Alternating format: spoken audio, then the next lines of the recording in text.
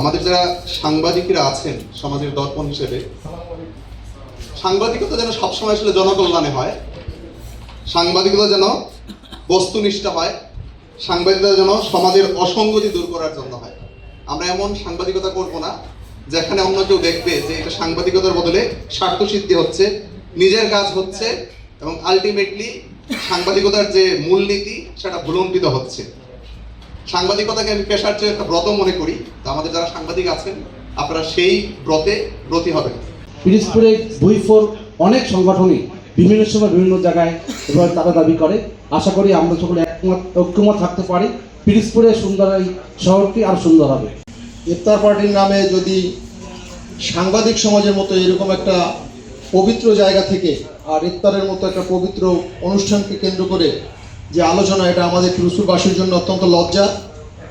এই অভিযোগ আমি আরও 2 দিন আগে পেয়েছি, যেটা উপস্থাপক প্রথমেই বলেছে। আমি ওনাকে কালকে সরাসরি জিজ্ঞেস করেছি, সম্পর্কের কারণে সেটা আমার পক্ষে সম্ভব হয়েছে। আমি আরও একজনকে জিজ্ঞেস করেছি, আমার কাছে 2-3টি জায়গা থেকে এই অভিযোগ এসেছে। এক অফিসের এক কর্মকর্তাকে একটি কার্ড দিয়ে বলা হয়েছে আপনাকে 10,000 টাকা ধার্য করা হয়েছে, ইফতার পার্টির চাঁদা তাকে ধার্য করেন। আর এক জায়গায় যাই বলা হয়েছে আপনি ইনকাম করেন না, দেবেন না কেন, মানে সে একজন ডাক্তার। ওই ডাক্তার ভদ্রলোক ডাক্তারি পড়তে কী লাগে, কোন ধরনের ছাত্র হতে হয় একটু আমরা যাতে বুঝি, উনি সারা বছর লেখাপড়া করে জ্ঞান অর্জন করে টাকা ইনকাম করেছে ওই ইফতার সাংবাদিকরা দেওয়ার জন্য। ভাবটা এরকম। তো আমি মনিরুজ্জামান নাসির মহোদয়ের সাথে তাল মিলিয়ে বলছি যে এই যে ইফতার পার্টির নামে চাঁদা উঠিয়ে এবার ইফতার পার্টি নাকি করেও নাই। তো এই যে শুদ্ধি অভিযান এখান থেকে শুরু হবে। আমি বিশ্বাস করি যে সাংবাদিক হচ্ছে সমাজের দর্পণ। এই দর্পণ অর্থাৎ আয়না, এই আয়নায় যেন আমরা আমাদের পিরোজপুরের একটু ভালো চেহারা দেখি।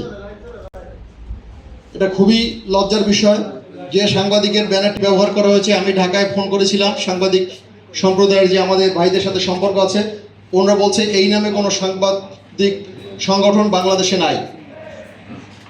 ওই ভদ্রলোককে আমি জিজ্ঞেস করেছি আপনি এই সংগঠনটি অনুমোদন দিয়েছে কে, বলে আমি জানি না। বলছে আপনার কেন্দ্রের সভাপতিকে, আমার নাম এই মুহূর্তে মনে নাই। এই এত দূর আমি অলরেডি করে ফেলেছি এটা সম্পর্কের কারণে। তো আমি আগেই বলেছি বক্তব্য বাড়াবো না। আমার বিশ্বাস এবং প্রত্যাশা থাকবে নাসিম ভাই আপনি আছেন অত্যন্ত প্রবীণ সাংবাদিক এবং আমাদের সেই 50 বছরের পরিচিত, অন্যান্য যারা আছে সবাইকে সাথে নিয়ে আপনি যেটা এই প্রতিজ্ঞা করেছেন আজকে ইফতারের পূর্ব মুহূর্তে, সেই কাজটা শুরু করুন। আমরা আপনাদের সাথে আছি। কিছু দায়িত্ব আমাদের উপর এসেছে, যদি সেই দায়িত্ব আমরা পালন করতে যাই তাহলে অনেকের সাথে মুখ কালাকালি হবে। পালন করতে পারবো কিনা জানি না, তারপরও এই জীবনের বা এই পেশার শেষ মুহূর্তে এসে কিছু তো দায়িত্ব পালন করতেই হবে। আজকের এই রমজানের এই 18তম দিবসে আমার এই হচ্ছে ওয়াদা, এবং অনেকেই মফস্বল থেকে এসছেন, তারা আমাকে চেনেন, জানেন। ইফতার উপলক্ষে পিরোজপুর শহরে বিভিন্ন অফিসে গিয়ে যারা চাঁদাবাজি করেছে তাদেরকে দিয়ে শুরু হবে পিরোজপুরের সাংবাদিকদের শুদ্ধা অভিযান। ধন্যবাদ। যারা মূলত সাংবাদিকতা করেন তাদেরকেই আমরা গ্রহণ করব। যারা সাংবাদিকতার নামে যারা বিভিন্ন অপকর্ম, বিভিন্ন অনৈতিক কার্যক্রম করেন তাদেরকে আমরা পরিহার করব। আমরা সাংবাদিক সমাজ পরিহার করব, এবং এই সমাজের মানুষ যারা সচেতন মানুষ তাদেরকে পরিহার করা উচিত, তাদেরকে প্রশ্রয় দেওয়া উচিত না বলে আমি মনে করি।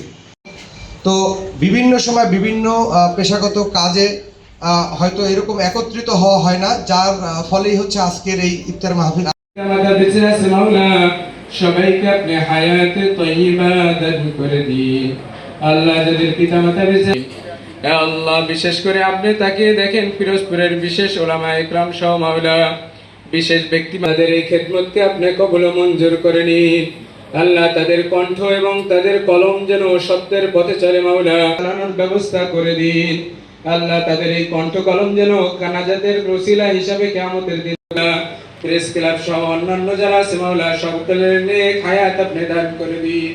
আল্লাহ প্রত্যেকের নেক মাকাসাদ গুলোকে, সমস্ত মুসলমানরা আজকে নির্যাতিত মাওলা, ইরানি মুসলমানরা নির্যাতিত মাওলা, কিছুদিন আগে ফিলিস্তিনি মুসলমানরা নির্যাতিত মাওলা, আল্লাহ মুসলমানদেরকে আপনি বিজয় দান করে দিন। আল্লাহ ইহুদি খ্রিস্টানদের যদি হেদায়েত না থাকে মাওলা তাদেরকে আপনি সমূলে ধ্বংস করে কবুল আর মঞ্জুর করে নিন। আপনার বাইতুল্লাহ জিয়ারত করার মতন আপনি আমাদেরকে আলহামদুলিল্লাহি রাব্বিল আলামিন। এটা একমাত্র এটার ভিতরে ফাঁকি দেওয়া যায়, কিন্তু রোজার ভিতরে মানুষ চাইলে ফাঁকি দিতে হয়।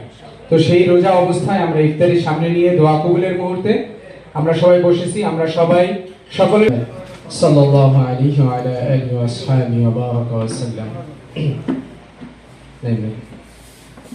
يوم يقوم الحساب رب ارحمهما كما ربياني صغيرا لا পাক দিগের আলম মহিয়ান গরিয়ান সর্বশক্তিমান দয়ালু দাতা মেহেরবান মাওলা পবিত্রতার সামনে নিয়ে মাওলা আমরা সবাই রোজাদার আপনার কাছে ক্ষমা চাইতেছি মাওলা। ইফতারের পূর্ব মুহূর্তে আপনি অসংখ্য বদনাম হয় মাওলা, আজকে অনেকেই উপস্থিত উল্লেখ করেছেন মাওলা, যারা অসৎভাবে